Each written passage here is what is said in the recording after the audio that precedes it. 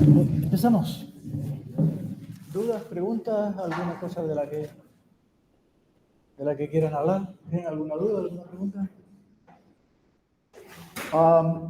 Lo primero es eso, que hoy no vamos a tener el examen porque hablando con Israel vi que esta semana tenían examen con él y la semana que viene parece que también tienen un examen. Al final le preguntaba a Fernando y esas cosas y tienen también como 2 pruebas más la semana que viene. Entonces, viendo, sí, vamos, hay aquí un fichero de cargas que... Entonces sería ya llevarlo a la semana, a la 10ª semana.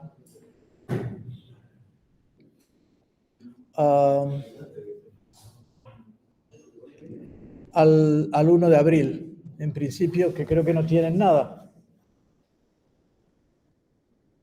Del 1 de abril al 1, sí, el 1 de abril.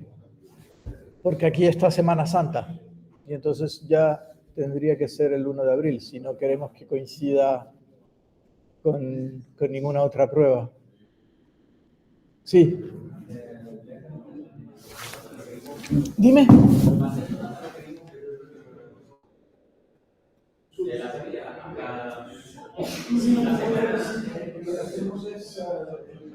Lo que entra sigue siendo más o menos hasta la práctica antes de la práctica functions, por ejemplo. O sea que no cambiaríamos el temario, sino que... Sí, pues entonces, en principio la ponemos para el 1 de abril y bueno, a ver si, no sé, lo ideal sería poder tener 2 horas, como habíamos hablado, pero vamos a ver si lo logramos. ¿Qué más? Sí, eso con respecto a lo del examen. Bueno, empezamos con práctica nueva. Chicos, ya saben, es decir, si queremos que esto funcione, tiene que haber un mínimo de silencio. Y si tienen algo que comentar, pues tienen libertad para salir en cualquier momento. Entonces vamos a seguir. En esta práctica, en la práctica de parser, se trata de, en realidad es una práctica más sencilla casi que la última clase, ¿no? La última, sobre todo porque se apuró de tiempo, porque nos faltó tiempo. Se trata de un lenguaje que es muy sencillito en cuanto a su forma gramatical, a su sintaxis, o sea que tiene una sintaxis mucho más simple que la de la calculadora, aunque el lenguaje en sí que es más potente, en el sentido de que es un lenguaje universal, ya con todo, con if, whiles, etc.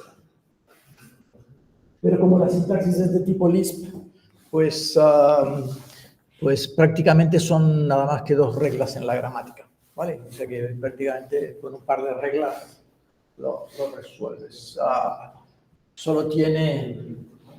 Bueno, son 3 reglas.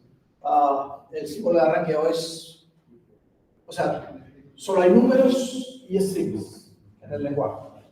Todo lo que hay son números y strings, por lo menos en su versión inicial. Luego ya le pondremos arrays, objetos, etc. ¿De acuerdo? Pero en principio solo hay números y strings. Y todos son llamadas a función. Todos son llamadas a función. Es decir, que no existe. Word applies, lo que applies es lo mismo que habíamos hecho en la calculadora, prácticamente. El apply era lo mismo que el calc de la calculadora. Todo es una función. Y si lo piensan, quizás aquí hay un aspecto filosófico que podríamos debatir. Y es, se puede hacer un lenguaje, bueno, ya lo estamos viendo, se puede hacer un lenguaje en el que todos sean funciones en el sentido clásico. Fíjense que eso implica que un if lo deberíamos convertir en en una función, y un while fuera una función, y un for fuera una función. Y en cierto modo, no cuesta mucho imaginárselo, ¿no? Es decir, si tú tienes una función if que es llamada con 3 argumentos, y si el booleano es true, entonces de alguna manera la función ejecuta F1, y si el booleano, la expresión lógica que se le pasa como primer argumento es false, se ejecuta E2, ¿no? ¿Cuál es el problema con eso? O sea, ¿qué problema hay entre, o sea, qué diferencia hay entre eso y llamar a una función más normal, como sin de una expresión, donde sin es el seno? ¿A alguien se le ocurre por qué no? O sea, porque esto así tal como está, en principio es un poco complicado.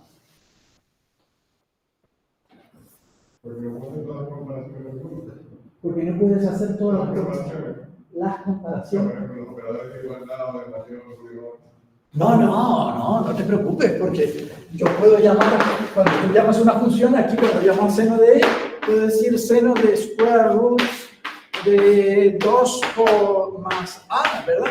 Aquí puedo escribir, y aquí también podría escribir, if A es menor que C, coma, X igual 1, coma, X igual 2. Bueno, ya ahí casi se ve cuál es el problema.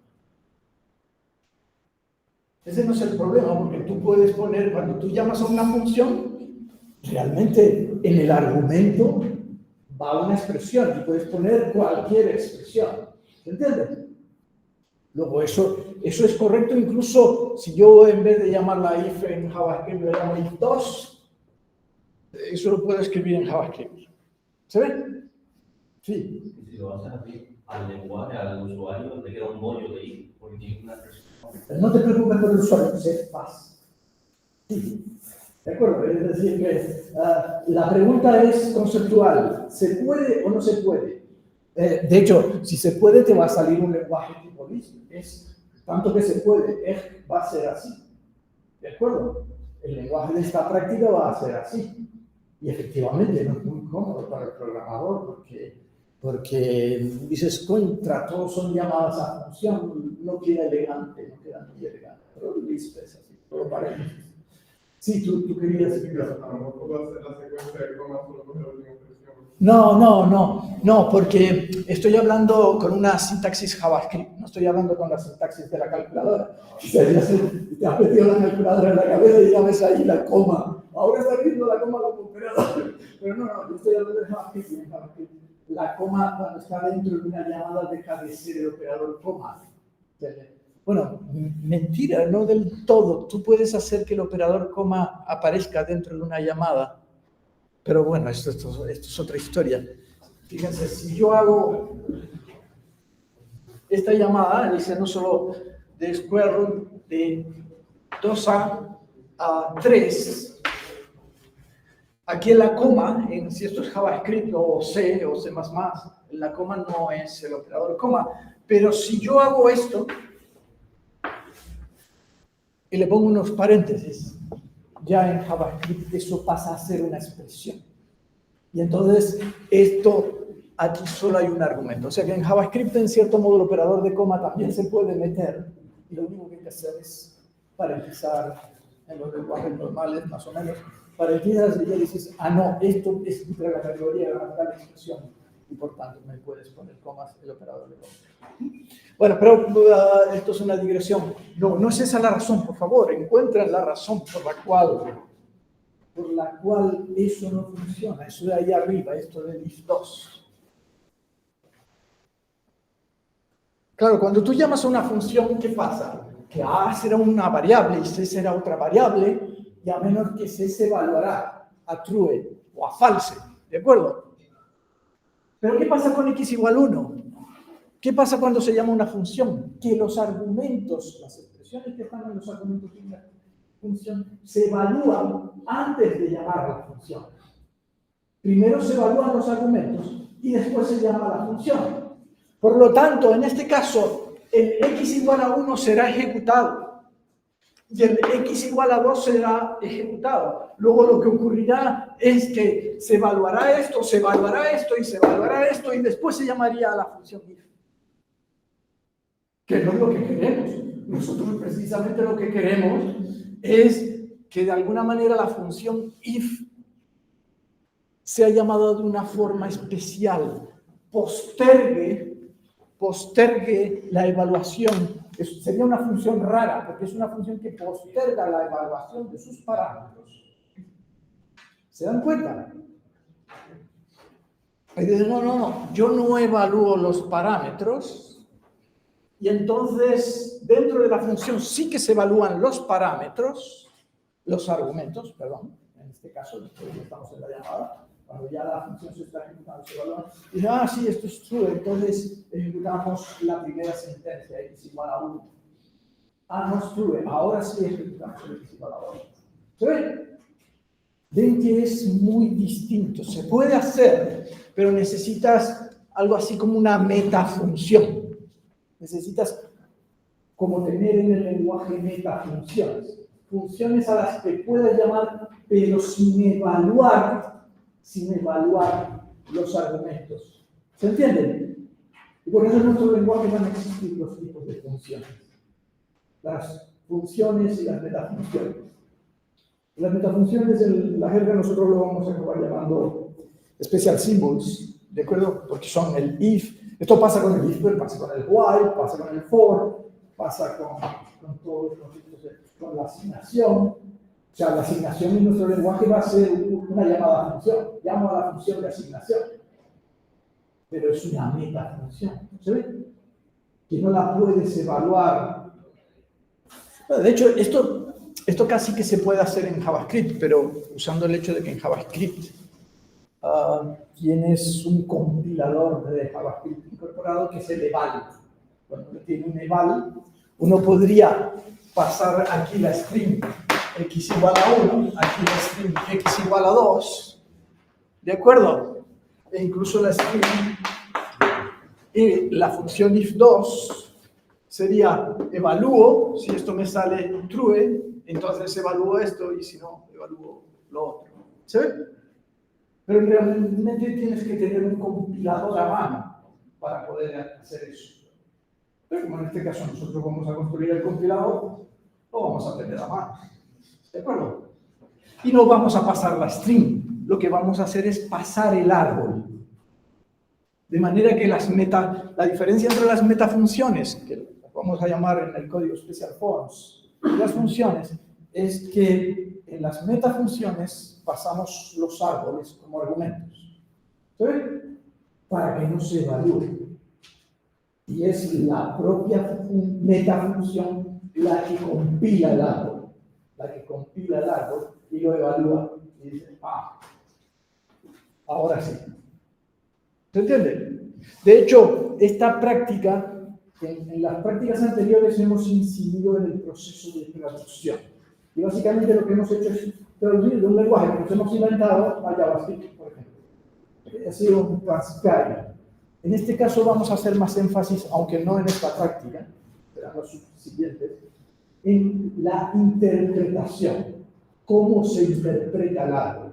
¿De acuerdo? O sea que las próximas clases serán sobre el tema de la interpretación. Bueno, para hacer esta práctica vamos a empezar usando, la verdad que no sé si los estoy mareando con tanta herramienta o cambiando de herramientas, pero vamos a usar una herramienta distinta de JSON. ¿Vale? La herramienta que vamos a usar se llama Nearly.js, Nearly.js, y utiliza un algoritmo distinto, no utiliza un algoritmo LALR o LR, sino que utiliza un algoritmo que se debe a un señor que se llama Early, de acuerdo, y de ahí viene lo de Nearly, ¿vale? El nombre de la herramienta que vamos a usar. Es un algoritmo mucho más lento que el algoritmo LR. Los algoritmos LR son mucho más rápidos que los que el algoritmo de Early, porque estos son lineales en el tamaño de la string, es decir, si la string son ODN, ¿de acuerdo? Estos son ODN, normalmente. Y estos pueden llegar a ser, en el caso de ODN cubo, o sea que, y de hecho lo notas también en el la única ventaja que tiene el algoritmo de Early es por lo que lo he introducido aquí, pero es que si la gramática es ambigua no le importa y te da todos los árboles que tiene la gramática. Mientras que en los algoritmos LR tú tienes que proveer una gramática no ambigua. ¿De acuerdo? Y de alguna manera, o es ambigua, pero le tienes que dar las prioridades, tanto por ciento left, tanto por ciento right, con esa notación que inventaron los padres de Unix y que inventaron los pioneros en esta. Otra desventaja que tiene el algoritmo de Erlang, que la verdad que, bueno, mentira, no el algoritmo de Erlang, no es un problema del algoritmo de Erlang, sino la interpretación de Erlang es que no vamos a tener los tanto por ciento left y los tanto por ciento right, que son muy cómodos a la hora de decir, ¿de acuerdo? Sino que la forma de, si tú quieres una gramática no ambigua, lo que tienes que hacer es como hacías en la asignatura de computabilidad, tienes que encontrar una gramática no ambigua equivalente a la gramática. ¿De acuerdo? O sea que ahora una cosa que aprenderemos es quizás en esta no, porque la gramática es tan sencilla que no tiene ninguna ambigüedad, pero una de las cosas que tendremos que hacer es descuadernarnos para, dada una gramática, buscar una equivalente no ambigua. Y además, la cosa se complica en compiladores, porque si en computabilidad ya el problema lo hemos dicho ya alguna vez en clase, el problema de resolver la ambigüedad de una gramática, de encontrar una gramática no ambigua equivalente a la gramática, en computabilidad es más sencillo que en compiladores, porque en computabilidad es encontrar una gramática equivalente que genere el mismo lenguaje. Es decir, que las frases sean las mismas. Y ya es reto porque es un indecidible, lo hemos dicho más de una vez, es como el problema del chip y de la parada. Pero es que en compiladores te interesa que además, de alguna manera, la nueva gramática refleje la misma semántica que intenta reflejar la primera gramática. Es decir, tienes que intentar que si en la primera gramática el menos te daba árboles asociativos por la izquierda, encuentres también los árboles se hundan por la izquierda. ¿Se ve? O que el parser de manera... Claro, no es una propiedad tanto de la gramática como del parser, pero la gramática da lugar a un determinado tipo de parser. Y entonces tienes el problema también de dices, ¿cómo hago aquí con el cambio que le he hecho a la gramática para mantener la semántica, para lograr la misma semántica? ¿Se entiende?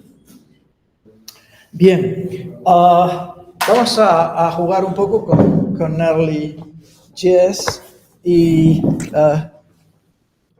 sí, voy a dejar esto un poquito lo del lenguaje, un momento, vamos aquí a cerrarlas todas. Close all, control KW. Aquí estoy en un repo, ¿de acuerdo? Git remote -v, que lo tienen en las referencias, ¿de acuerdo? Que se llama Learning Early y que es un repo público y en el cual están todos los ejemplos que haga ahora. En concreto, en esto hay una carpeta examples y en la carpeta examples hay una carpeta ambiguous y en la carpeta ambiguous tenemos el ambiguous NE y que es un ejemplo de gramática en Early. Entonces vamos a echarle un vistazo a cómo se escribe una gramática, que es una cosa un poco parecida a la de Jack y a la de JSON, pero no del todo, ¿vale? Porque no hay tres partes, cabecera, etc. Esta es la pinta que tiene. Vamos a hacerlo un poquito más grande y vamos a quitar esto. Y esta es la forma que ven. Puedes poner código como... Espérate, no estamos viendo. Sí, estamos... ¿Y qué pasó? Aquí. Aquí. Eso es, que no estábamos viendo todo. De acuerdo, o sea que cuando pones una directiva como esta, arroba Yavita tanto por ciento, ¿de acuerdo? Se parece un poco a la directiva de Jack en el sentido de que Jack tenía también la Yavita, creo que era tanto por ciento Yavita, en vez de tantos. En Jack también existe una directiva de ese estilo. Arroba Yavita tanto por ciento significa yo voy a escribir código en el lenguaje nativo. Si estuvieras en C, en código en C, estamos en JavaScript, código en JavaScript. Y claro, pones código de soporte. Es un poco como el tanto por ciento de la primera parte, ¿de acuerdo? Donde pones código de soporte. Luego hay otra directiva, @lexer, con la cual tú puedes definir cuál es la función de análisis léxico. O sea que después de @lexer dices, viene la referencia a la función de análisis léxico. En general, en Nearly no es necesario ni siquiera escribir un lexer, porque tú puedes escribir todas las reglas dentro de la gramática, hasta los tokens, escribir hasta los tokens. Ya lo veremos. Hay varias complicaciones o diferencias. Pero en la línea 9 lo que estamos haciendo, y la gramática sería aquí, lo que vemos de las líneas 11 a la 18. Fíjense que no se separan por puntos y comas, y que en vez de los puntos y las barritas, usamos flechita. ¿De acuerdo? Y esto significa el símbolo de arranque, produce E, ¿de acuerdo? Esto significa E es E. Y cuando veas que un identificador viene precedido del prefijo tanto por ciento, significa eso es un token. Ese viene del analizador Lexer. Siempre que veas tanto por ciento plus, ¿de acuerdo? Eso es un token. Tanto por ciento minus, tanto por ciento pool, tanto por ciento libre. Los tiene que proveer el analizador léxico. Se ve cómo es un poco la estructura. Y luego, sí, como separador sí que usamos la barrita. Eso en cuanto a la parte sintáctica, a la parte gramatical. Y luego tienes las acciones semánticas que se escriben de nuevo con Yavita tanto por ciento y las cierras por tanto por ciento Yavita. ¿Se ven? Y la parte semántica, lo que es la acción, digamos, semántica, asociada a la regla, es igual que en Jack. Se ejecuta cuando se detecta que esa regla de producción, cuando se ha aplicado esa regla de producción y esa regla de producción es buena, se aplica la acción semántica correspondiente, que por supuesto es código JavaScript. ¿Sí? Hasta aquí más o menos es parecido a lo otro, a lo de JSON. Ahora, la diferencia está en que esto, lo que se pone en la acción semántica es una función, ¿de acuerdo? Y es una función a la que se le pasan los atributos de la parte derecha de la regla. Es decir, que lo que tienes que escribir es aquí una función, en la parte de acción semántica tienes que escribir una función a la que se le pasa el atributo de B, el atributo del plus y el atributo del otro E. O sea que lo que haces es siempre dentro de ahí tienes que escribir una función. Y esa función recibe como argumento, ¿vale? Y lo que retorne esa función es lo que en JSON diríamos, o en Jack diríamos el $. Es lo que se pone a la parte izquierda de la regla sintáctica. ¿De acuerdo? ¿Se ve cómo funciona? O sea, ligeramente distinto, pero más o menos los mismos principios. ¿Sí? ¿Alguna duda está aquí? ¿Se entiende? Por ejemplo, aquí lo que se está diciendo es, si E es el plus, por supuesto el token plus va a ser el token más, el carácter más. E es E más E, es E menos E, es bool E. Y entonces dices, si E es E más E, claro, yo recibo tengo que escribir una función en la que recibo y siempre se recibe un array, ¿de acuerdo? Lo que te pasan aquí, el atributo de E, el atributo del plus y el atributo del E, te lo pasan como un array. Entonces lo que hacemos es destructuring de JavaScript. Todo el mundo conoce el destructuring de JavaScript. Decimos, este array que me pasan, al primero lo voy a llamar F, el segundo no me interesa. Luego le pongo el underscore, que es un convenio que se sigue en muchos lenguajes. Cuando una variable no te interesa, la llamas underscore y dices paso de ella y llamo ese al segundo argumento. ¿vale? ¿Y qué es lo que retorno? F más S. ¿Se ve? Y aquí retorno a F menos S, F por S, F dividido S, etc. En NearlyJS existe ya una función predefinida que te la dan con el paquete y que se llama id. Porque es una tontería, porque es la función que a un D, a un array D, le devuelve el D sub 0. ¿De acuerdo? Es la función que recibe el array y devuelve el primer elemento del array. ¿Qué es lo que queremos aquí? Si viene un número, devolvemos D sub 0. Y si viene aquí en main, lo mismo. Como solo tiene uno, pues a D le devolvemos D sub 0, es decir, a lo que me pasa le devuelvo el primero. ¿Sí? ¿Se entiende hasta aquí más o menos cómo se trabaja con NearlyJS? Es parecido, o sea que tampoco. Luego, sobre el análisis léxico. Sobre el análisis léxico, una característica que tiene NearlyJS y los analizadores léxicos de NearlyJS es que normalmente, por lo menos como lo consiguieron los autores, tienes que lidiar con todos los tokens, con los blancos, con los comentarios, etcétera, etcétera. Porque por defecto el analizador léxico con el que viene te produce todos los tokens, te los pasa y NearlyJS también está dispuesto a recibirlo y lo recibe. Esa es la conducta por defecto. Pero eso es un auténtico petardazo, porque podemos ver incluso los ejemplos que vienen en el manual y empiezas a ver que en la gramática te aparece, aquí me puede aparecer un blanco, y aquí también, después de un más me puede aparecer un blanco, y antes de un más también me puede aparecer un blanco, y a lo mejor antes de tal, pero claro, aquí me podrían poner el comentario. Y claro, eso vuelve loco al desarrollador, ¿de acuerdo? Entonces, simplemente he cogido uno de los analizadores léxicos típicos que hay, que se llama Mu. Es el analizador que ellos recomiendan. Se llama Mu, ¿de acuerdo?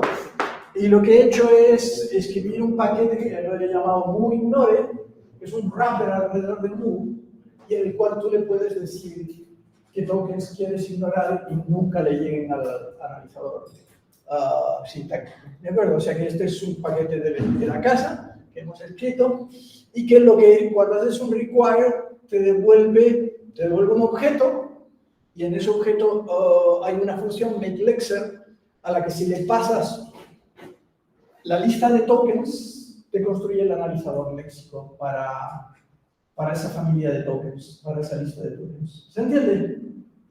De manera que Mu-Ignore. Bueno, vamos a ver cómo es la lista de tokens, o sea que vamos a coger la lista de tokens para aprender un poco a usar Mu y a usar Mu-Ignore, este paquete que les digo. Y simplemente fíjense que tokens lo requerimos aquí, ¿de acuerdo? Hacemos un require de tokens en la línea 3, cargamos la librería de tokens y esta es la librería de tokens. Es simplemente la definición de los tokens que necesitábamos. Y teníamos el token minus, que lo definimos en la línea 4, el token plus en la línea 5, 6, 7, etc. Definimos los tokens. En la línea 3 estamos definiendo el token number como un entero normal sin signo, ¿vale? ¿Se ve? Y en la línea 2 estamos definiendo lo que es un comentario multilínea. Recuerden la importancia de la interrogación para que el operador asterisco sea lazy, ¿vale? Que lo habíamos discutido. Y en la línea 1 definimos los blancos. Y tú lo que haces es pasarle al analizador léxico de Mu-Ignore, lo que tienes que hacer es pasarle un objeto con la familia de tokens en el orden en el que tú quieres. ¿De acuerdo? O sea que lo que pasa es un objeto y entonces dices, bueno, mira, tus tokens o a lo que tienes que hacerle son los blancos, los comentarios, los números, los menos, los plus, por defecto comment es la expresión regular, o sea, el minus es la expresión regular del minus. Es un objeto que tiene el nombre del token como clave y como valor la expresión regular. Pero también puedes pasarle como valor no la expresión regular, sino un objeto en el cual en ese objeto, eso sí, tiene que haber un atributo match que contenga la expresión regular. Por ejemplo, aquí lo que estamos diciendo, los blancos casan con la expresión regular WS de la línea 1. Y los números casan con la de la línea 3. ¿Vale? Y, por ejemplo, en este caso ponemos en los blancos otro atributo que es line breaks, para decirle, porque claro, nuestro analizador léxico nos va a calcular la localización, nos va a calcular en qué línea, qué columna cae cada token, dónde empieza, dónde termina, etcétera, etcétera. Y él lo agradece mucho porque si no, no te lo hace la cuenta. No sé si te lo agradece o te obliga, más bien, te obliga a poner line breaks a true si ese token puede contener líneas, retornos de campo, ¿de acuerdo? Para facilitarle que haga automáticamente la localización. Sí, aquí en comenta habría que haber hecho lo mismo. Realmente comment no debería de ser un objeto porque el comentario puede contener varias líneas y habría que haber puesto un objeto match line breaks. Vale. O sea que la línea 11 no está del todo correcta o no está correcta. Y luego fíjense que en la línea 12 lo que hacemos es lo mismo, match con la expresión regular de number, pero queremos convertir la cadena en un número. Y hay otro atributo que puede tener el objeto, que es el atributo value, que tiene que ser una función. Y si tú pones en value una determinada función, esa función se le va a aplicar a lo que casó. Y lo que se va a retornar no es la cadena que casó, sino el valor retornado por la función. ¿Se entiende? Por eso es por lo que aquí en la línea 17, decimos ir a D devuelve D sub 0. No decimos number de D sub 0. Es lo que podríamos haber hecho también, haber cogido D sub 0, haberlo convertido a number y hacer el proceso en el análisis sintáctico, pero está hecho en el análisis léxico. ¿Me siguen? ¿Están perdidos? ¿No? Más o menos. ¿Alguna duda, alguna pregunta? ¿Vale? De manera que fíjense que lo que estamos diciendo es, primero cargamos movitore, cargamos los tokens como fueron definidos en el fichero que está en la pestaña de al lado, llamamos a make lexer, le pasamos los tokens y eso me devuelve una función lexer, eso devuelve una función, ¿de acuerdo? Make lexer devuelve una función. Y esa función ya es el analizador léxico. Es un analizador léxico que de acuerdo a cuando tú definiste los tokens en el orden que lo describiste, cuando del value hay que convertir los números, las cadenas de número en un número, sí. No entiendo cuando dices que en orden, ¿es que van a tener ese orden de secuencia? En el orden, recuerda que en un analizador léxico el orden de las expresiones regulares, cómo se aplican, es muy importante. Porque en este caso me parece que no hay ningún conflicto, ¿de acuerdo? Pero recuerda, por ejemplo, que si tú tienes una expresión regular que se come a otra expresión regular, que casa siempre que la otra, si tú pones primero la que más casa, la segunda jamás tendrá oportunidad de entrar, ¿de acuerdo? Luego, el orden en el que se especifican en esta línea, 10, 11, 12, 13, las expresiones regulares es muy importante, ¿sí? Eso es a lo que me refería. Por tanto, digamos que cuando llamamos en la línea Z make lexer tokens, lo que tienes es una función, lexer, ¿de acuerdo?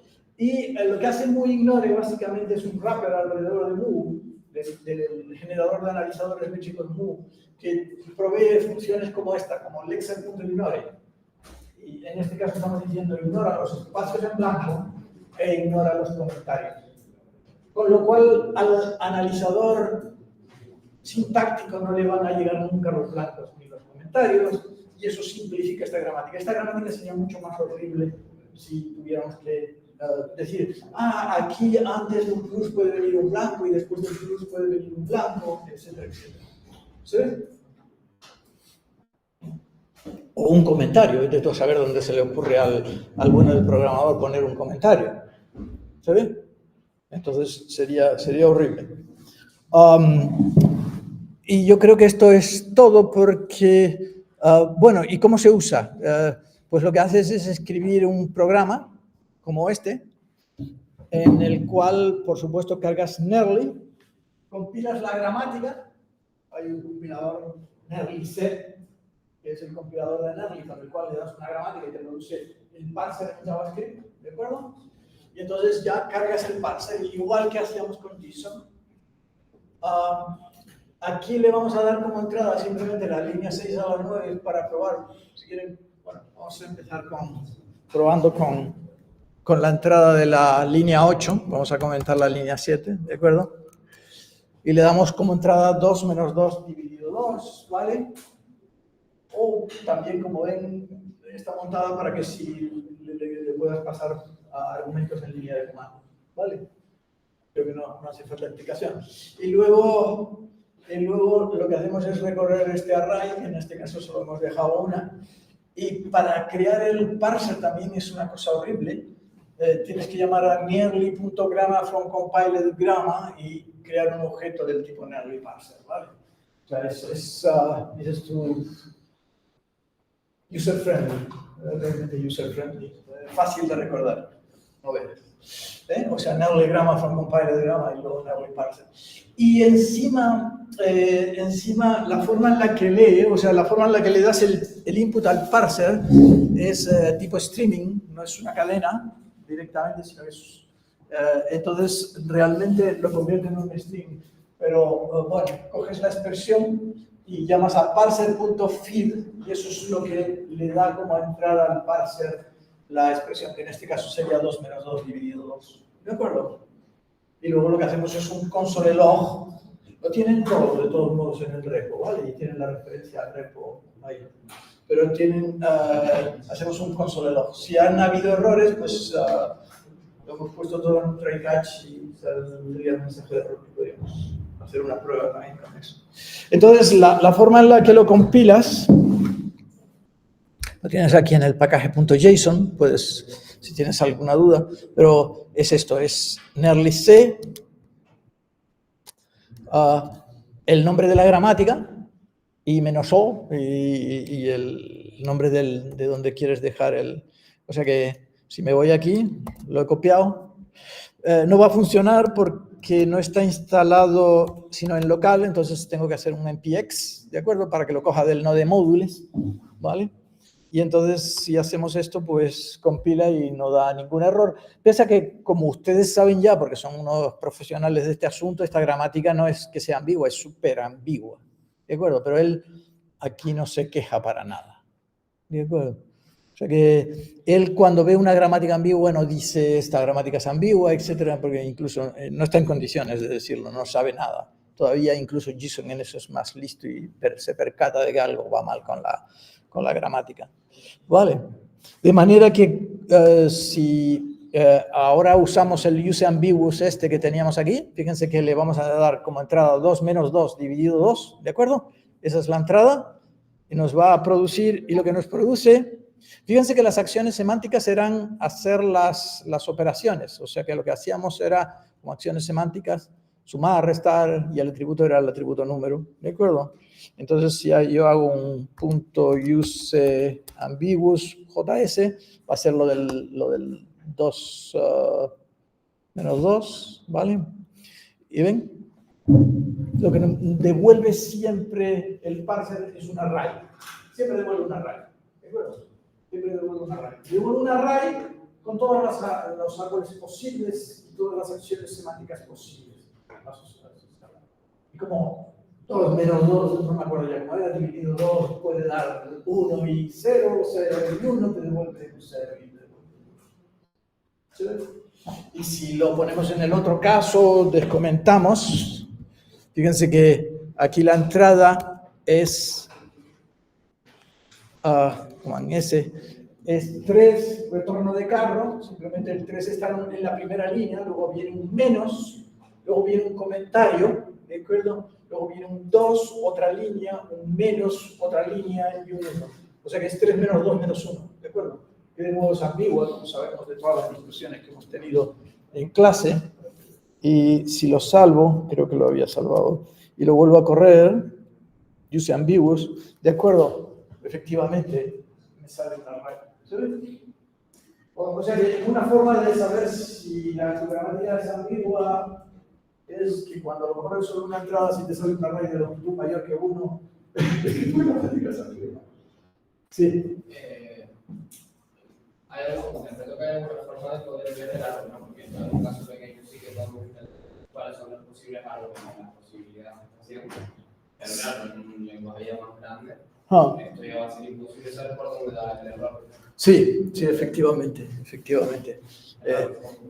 No hay. Pasa lo mismo que con JSON en ese sentido. Si tú quieres ver el árbol, hay una cosa que puedes hacer, que es en la acción semántica hacer un console log de la regla.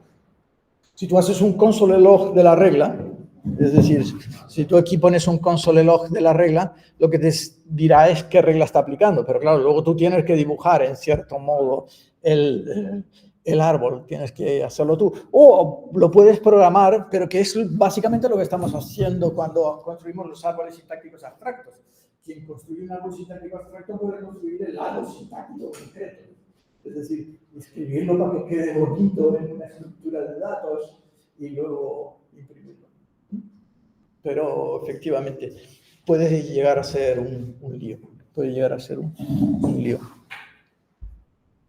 Y bueno, esto era lo que es como una introducción rápida a Nearly.js, ¿no? Cómo se hace el análisis léxico, cómo se hace el análisis sintáctico, etc. Por tanto, ¿qué se trata de hacer aquí? Se trata vamos a prefix lang, quizás aquí.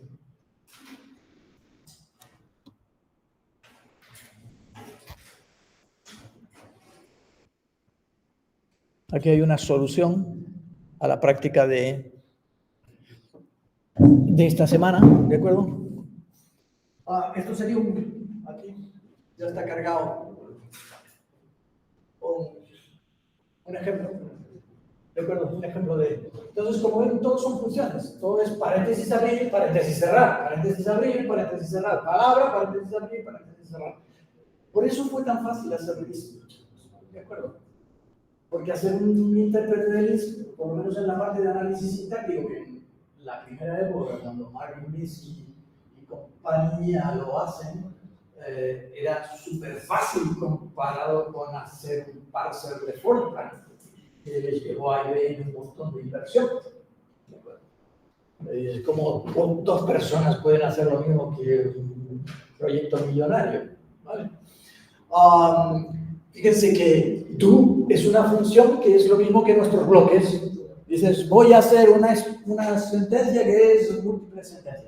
Por cierto, este lenguaje también es un lenguaje orientado a expresiones. En Edge todo es una expresión. Es como en la calculadora. En la calculadora nosotros hicimos que todo fuera una expresión, que no es lo normal. Por ejemplo, en JavaScript hay expresiones y sentencias, y las sentencias no tienen valor asociado. ¿Sí? Entonces tú ves el bloque, def es como el let de JavaScript, o sea, declara la variable x en el ámbito actual.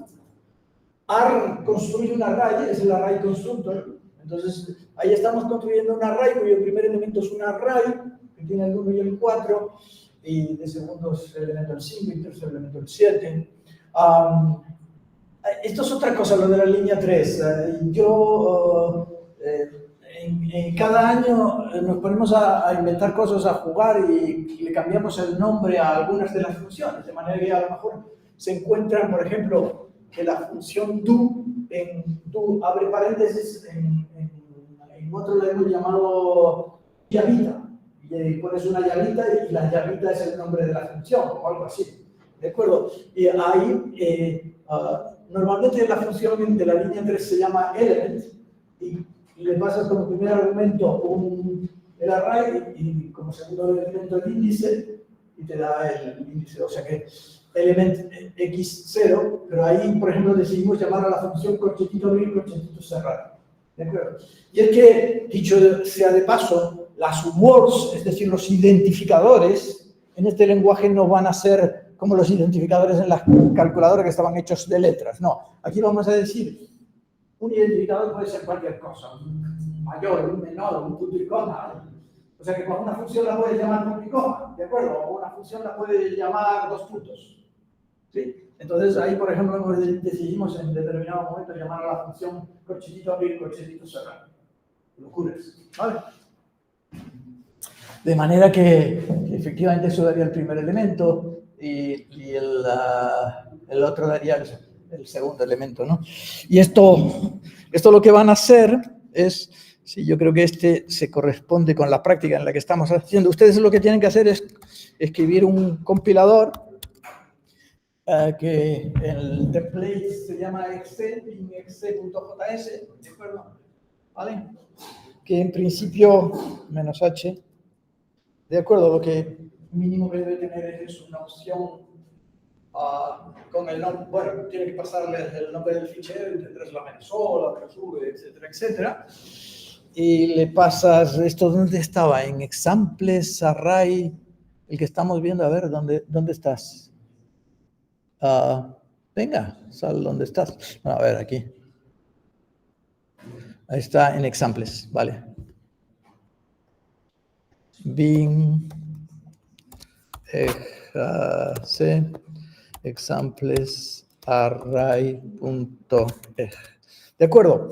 Y la idea es que no vamos, en esta práctica no vamos a escribir el intérprete. El intérprete lo vamos a dejar para una práctica posterior. ¿Vale?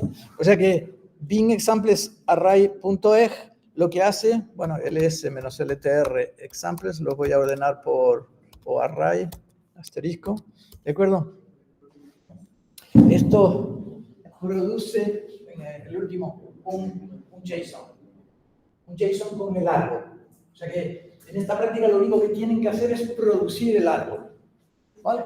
El árbol en este caso no va a ser un árbol JavaScript. Hemos decidido que nos vamos a inventar nuestros propios árboles. ¿Vale? O sea, los árboles van a ser de nuestra cosecha. Y no van a ser los árboles... Porque además los vamos a interpretar nosotros mismos. No queremos estar interpretando los árboles de JavaScript. ¿De acuerdo? O sea que van a ser nuestros árboles. O sea que en examples array JSON está el árbol producido. Aquí. Vale.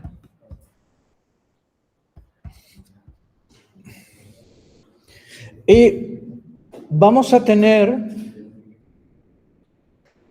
básicamente, me parece, 3 tipos de nodos. O sea que va a ser muy facilito. Solo, como el lenguaje es sencillito, solo vamos a necesitar 3 tipos de nodos. ¿De acuerdo? Los nodos más importantes son los nodos apply, porque son las llamadas a función. En este lenguaje todos son llamadas a función, pues claro, tendríamos un nodo llamada a función que lo hemos llamado apply. Y los nodos apply tienen 2 hijos, claro, lógico. Uno, operator, que es la función.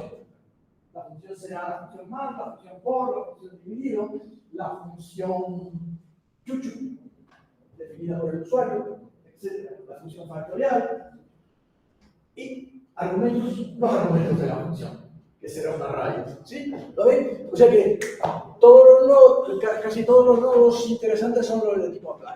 Y tienen hijo operator y en este caso, fíjense que cómo era la fuente. El fuente era este. Entonces, ¿cuál es el nodo que está arriba? Es un apply. ¿Cuál va a ser el operator? El do. ¿De acuerdo? Porque ya estoy diciendo que el operator va a ser la función. ¿Vale? O sea que va a ser un nodo de tipo, en vez de identificadores, como los identificadores aquí son tan raros, no vamos a llamar a los nodos identificador y hemos decidido llamarlos nodos word. ¿De acuerdo? O sea, un nodo word, porque aquí más es una word, por es una word. ¿De acuerdo? El corchetito abrir, corchetito cerrar es una word. Entonces, vamos a no llamarlo. Entonces, si yo abro operator, verán que el hijo, o sea, este es el otro tipo de nodo que vamos a tener, ya dije que eran 3. El otro tipo de nodo es el nodo word. Y el nodo word básicamente lo que tiene es un atributo name, donde se dice el nombre de la función. ¿Sí? Claro, esto va a facilitar mucho la interpretación, porque la interpretación básicamente de un árbol va a ser, yo cojo un nodo apply, y ya en el name, en el operator, sé qué función tengo que llamar. Llamo a la función esa sobre los argumentos del hijo argumentos. ¿Se ve? Pero la interpretación nos va a salir tirada. O sea que, pero vamos, aquí el do que está en el array egg, ¿qué hijos tiene? ¿Cuántos hijos tiene? Tiene como hijo en args, tiene el hijo operator, que es el do, y tiene el hijo args. ¿Y cuántos args tiene? 3 args. En el array tienen que haber 3 elementos. Y el primero, ¿qué va a ser? El primero, o sea, si yo pongo aquí array JSON y voy a cerrar operator y voy a abrir args, hay 3 elementos en el array. ¿De acuerdo? Hay 3 elementos en el array. ¿Y cuál va a ser el primer elemento? El primer elemento va a ser el defx, el árbol del defx array. ¿Pero qué tipo de nodo va a ser el del def? Un apply, porque ahora es la función de asignación, es la función de let x igual a este array. Luego, si yo me voy aquí, veré que el nodo de arriba, aquí no, aquí, ¿qué hago? Aquí es un apply, ¿de acuerdo? Cuyo operator, ¿quién va a ser? El def, estaba claro. ¿Sí? Y sus argumentos, ¿quiénes son? ¿Quiénes son los argumentos del def? Pues tiene 2 argumentos. Uno, izquierda, la variable. Fíjense que el def tiene que ser una metafunción. Porque si fuera una función ordinaria, evaluaríamos la variable. No. Lo que nos van a pasar es el árbol de la variable. La función def se interpreta. Vale, pero bueno, no vamos a adelantar demasiadas cosas. Sí. No, estaba viendo que sí, que ya quedan 2 minutos.